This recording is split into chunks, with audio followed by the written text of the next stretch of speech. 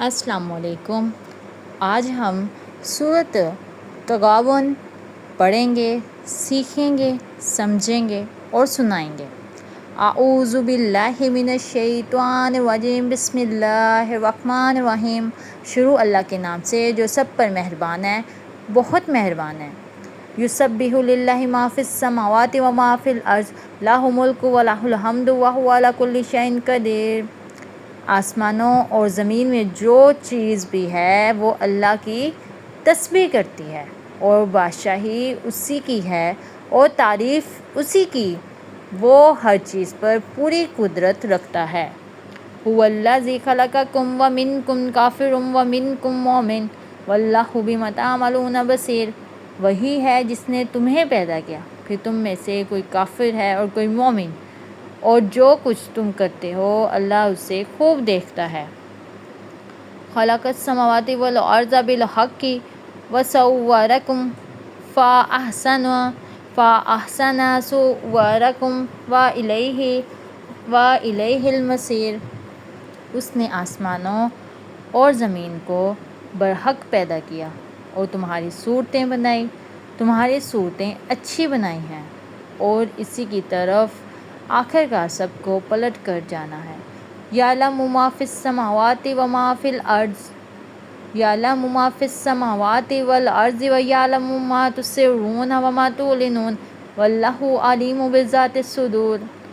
آسمانوں اور زمین میں جو کچھ ہے وہ اسے جانتا ہے، اور جو کچھ تم چھپ کر کرتے ہو اور سب جو کچھ کھلم کھلا کرتے ہو، اس کا بھی اسے پورا علم ہے، اور اللہ دلوں کی باتوں تک کا خوب جاننے والا ہے۔ الم یأتکم نبأ الذین کفروا من قبل فذاقوا وبال امرہم ولکم عذاب علیم۔ کیا تمہارے پاس ان لوگوں کے واقعات نہیں پہنچے جنہوں نے پہلے کفر اختیار کیا تھا، پھر اپنے کاموں کا وبال چکھا، اور آئندہ ان کے حصے میں ایک دردناک عذاب ہے۔ ذالک بأنہم کانت تأتیہم رسولہم بالبینات فقالوا ابشر یہدوننا فکفروا وتولوا واستغنی اللہ واللہ غنی حمید۔ سب کچھ اس لیے ہوا کہ ان کے پاس ان کے پیغمبر روشن دلائل لے کر آتے تھے، تو وہ کہتے تھے کہ ہم جیسے انسان ہیں وہ جو ہمیں ہدایت دیں گے، غرض انہوں نے کفر اختیار کیا، منہ موڑا، اللہ نے بھی ان سے بے نیازی برتی، اور اللہ بالکل بے نیاز ہے، بذات خود قابل تعریف۔ زعم الذین کفروا ان لن یبعثوا قل بلی وربی لتبعثن ثم لتنبؤن بما عملتم وذلک علی اللہ یسیر۔ جن لوگوں نے کفر اپنا لیا ہے وہ یہ دعویٰ کرتے ہیں کہ انہیں کبھی دوبارہ زندہ نہیں کیا جائے گا۔ کہہ دو کیوں نہیں، میرے پروردگار کی قسم تمہیں ضرور زندہ کیا جائے گا، پھر تمہیں بتایا جائے گا کہ تم نے کیا کچھ کیا تھا، اور یہ اللہ کے لیے معمولی سی بات ہے۔ فآمنوا باللہ ورسولہ والنور الذی انزلنا واللہ بما تعملون خبیر۔ لہٰذا اللہ پر اور اس کے رسول پر اور اس روشنی پر ایمان لاؤ جو ہم نے نازل کی ہے، اور تم جو کچھ کرتے ہو اللہ اس سے پوری طرح باخبر ہے۔ یوم یجمعکم لیوم الجمع ذالک یوم التغابن ومن یؤمن باللہ ویعمل صالحا یکفر عنہ سیئاتہ ویدخلہ جنات تجری من تحتہا الانہار خالدین فیہا ابدا ذالک الفوز العظیم۔ یہ دوسری زندگی اس دن ہوگی جب اللہ تمہیں روز حشر میں اکٹھا کرے گا۔ وہ ایسا دن ہوگا جس میں کچھ لوگ دوسروں کو حسرت میں ڈال دیں گے، اور جو شخص اللہ پر ایمان لایا ہوگا اس نے نیک عمل کیے ہوں گے، اللہ اس کے گناہوں کو معاف کر دے گا اور اس کو ایسے باغوں میں داخل کرے گا جس کے نیچے نہریں بہتی ہوں گی، جس میں وہ ہمیشہ ہمیشہ رہیں گے، یہ ہے بڑی کامیابی۔ والذین کفروا وکذبوا بآیاتنا اولئک اصحاب النار خالدین فیہا وبئس المصیر۔ اور جن لوگوں نے کفر اختیار کیا ہوگا اور ہماری آیتوں کو جھٹلایا ہوگا وہ دوزخ والے ہوں گے جس میں وہ ہمیشہ رہیں گے، اور وہ بہت برا ٹھکانہ ہے۔ صدق اللہ العظیم، جزاک اللہ العظیم۔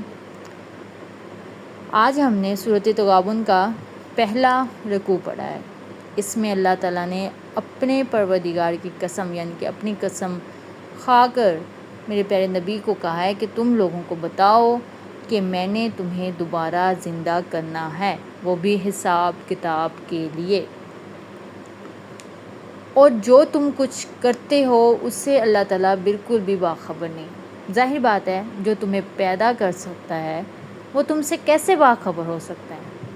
کبھی بھی یہ مت سوچو کہ کوئی نہیں دیکھتا، کوئی ایسا کام نہ کرو جو تمہارے ذہن میں یہ بات ڈال دے کہ کوئی نہیں دیکھتا تو یہ کر لیتا ہوں، لیکن تم اس بات کا یقین کر کے بیٹھ جاؤ کہ اللہ تعالیٰ تو دیکھتا ہی ہے اور اس کا حساب کتاب بھی ہونا ہے۔ یہ اللہ تعالیٰ نے قرآن مجید میں خود فرمایا ہے۔ جب اللہ تعالیٰ تم سے ایک ایسے بات خطاب کر رہا ہے، ایسے بات کر رہا ہے، پھر تم اسے کیسے جھٹلا سکتے ہو؟ تم جھٹلا ہی نہیں سکتے۔ جو تمہیں پیدا کر سکتا ہے وہ تمہیں دوبارہ مرنے کے بعد دوبارہ بھی تمہیں زندہ کر سکتا ہے، اس کے لیے یہ بہت معمولی بات ہے۔ یہ تو ہمارا دماغ بھی کام کرتا ہے اس بات پہ کہ جو تمہیں پیدا کر سکتا ہے وہ تمہیں دوبارہ زندہ کر سکتا ہے، اس کے لیے یہ کوئی بات نہیں ہے، ایسی کوئی بات نہیں ہے کہ وہ نہ کر سکے۔ ہمیں نیک عمل کرتے رہنا چاہیے، ہمیں اپنے لیے اچھے کام کرتے رہنا چاہیے۔ اللہ تعالیٰ نے کہا ہے کہ جب تم وہاں پر کامیاب ہوگے تو وہی تمہاری سب سے بڑی کامیابی ہے۔ ہمیں اس دنیا میں بھی کامیاب ہونا ہے اور آخرت میں بھی۔ اس کے لیے ہمیں اللہ تعالیٰ سے ہمیشہ دعا مانگنی چاہیے کہ اللہ تعالیٰ ہمیں اس دنیا میں بھی کامیابی دے اور آخرت میں بھی۔ اس دنیا میں ہم کتنے مایوس ہو جاتے ہیں دوسروں کو دیکھ کر کہ وہ کتنا کامیاب ہے، لیکن جب آخرت والے دن جو ابدی زندگی ہے اس دن جب یہ حساب کتاب ہوگا پھر تمہارے پاس حسرت کے سوا کچھ نہیں ہوگا۔ پھر تم کیسے کہہ سکتے، نہ تو تمہارے پاس دوبارہ موقع ہوگا، نہ ہی تم یہ کہہ سکتے ہو کہ یا اللہ کہ ہمیں دوبارہ بھیجے، یہ وہی زندگی دوبارہ شروع ہو جائے ہمارے، ایسا کچھ بھی نہیں ہوگا۔ پھر وہی ہماری آخری اور ابدی زندگی ہے۔ ہماری یہ آدھی زندگی گزر گئی ہے، آدھی بھی ہماری پتہ نہیں آگے ہے کہ نہیں ہے، ہمیں نہیں پتہ۔ آگے جو زندگی رہ گئی اس کو بہترین طریقے سے گزارو، کوئی ایسا کام نہ کرو جس سے ہمارا اللہ ناراض ہو جائے۔ جب اللہ تمہیں اکیلا نہیں چھوڑتا پھر تمہیں بھی چاہیے کہ تم اللہ تعالیٰ کی ہر بات مانو، اللہ تعالیٰ کو سب سے پہلے رکھو، باقی بات کی بات ہے۔ اللہ بھی اس میں تمہارا ہی فائدہ سوچ رہا ہے، کیونکہ اللہ تعالیٰ نے فرمایا ہے کہ اگر تم برے اعمال کرو گے تو تم دوزخ میں جاؤ گے، اگر تم اچھے اعمال کرو گے تو تمہارے لیے جنت تیار کی گئی ہے۔ وہ جنت میں بھی ہم نے ہی رہنا ہے، وہ ہمارے لیے ہی تیار ہوئی ہے۔ لیکن جب ہمیں اللہ تعالیٰ نے یہ بھی بتایا ہے کہ اگر تم برے کام کرو گے تو سزا کے طور پر تمہیں دوزخ میں بھی جانا پڑے گا۔ اس لیے اپنی دنیا بھی بہتر کرو اور آخرت بھی، اور بہترین طریقے سے گزارو تاکہ آنے والی زندگی ہماری جو ہے وہ بھی کامیاب ہو اور جو ابدی زندگی ہے وہ بھی کامیاب رہے۔ ہمیں چاہیے کہ ہم اپنی اولاد کو بھی بہترین تربیت کریں، اس کو بھی دین کے مطابق چلانے کے لیے ہمیں انہیں ایک ایک بات بتانی چاہیے، کیونکہ کچھ اولادیں ہوتی ہیں جو ان کے جانے کے بعد، اپنے ماں باپ کے جانے کے بعد ان کے لیے صدقہ جاریہ بن جاتی ہیں، لیکن زیادہ تر یہی دیکھا گیا ہے کہ لوگ بھول جاتے ہیں اپنے ماں باپ کو، اپنے رشتہ داروں کو، 1 سال 2 سال 3 سال ان کی کمی فیل ہوتی ہے، پھر اس کے بعد ایسا ایسا ہم چیزوں کے عادی ہو جاتے ہیں۔ بہت کم ہے جو دیکھے گئے ہیں کہ وہ اپنے پیرنٹس کو جو ہیں پڑھ کے بخشتے ہوں یا پھر ان کے لیے دعائیں مغفرت کرتے ہوں۔ اللہ تعالیٰ ہر کسی مسلمان کو جنت میں جانے کی توفیق دے اور ان کے ہر گناہ کو بخش دے۔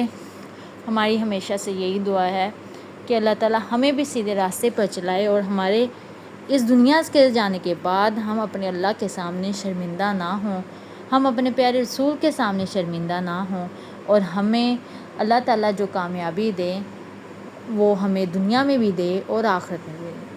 چلیں ملتے ہیں میرے آنے والی نیکسٹ ویڈیوز میں، تب تک کے لیے اپنا خیال رکھیے گا، اور میرے اگر آپ نے چینل کو سبسکرائب نہیں کیا تو وہ بھی کر لیجیے گا تاکہ میری آنے والی ہر ویڈیو آپ تک پہنچ جائے اور آپ میرے ساتھ قرآن مجید کی تلاوت بھی کر سکیں اور اس کو پڑھ بھی سکیں، سمجھ بھی سکیں، سیکھ بھی سکیں۔ چلیں ملتے ہیں آنے والی نیکسٹ ویڈیوز میں۔ اللہ حافظ، اپنا خیال رکھیے گا سب۔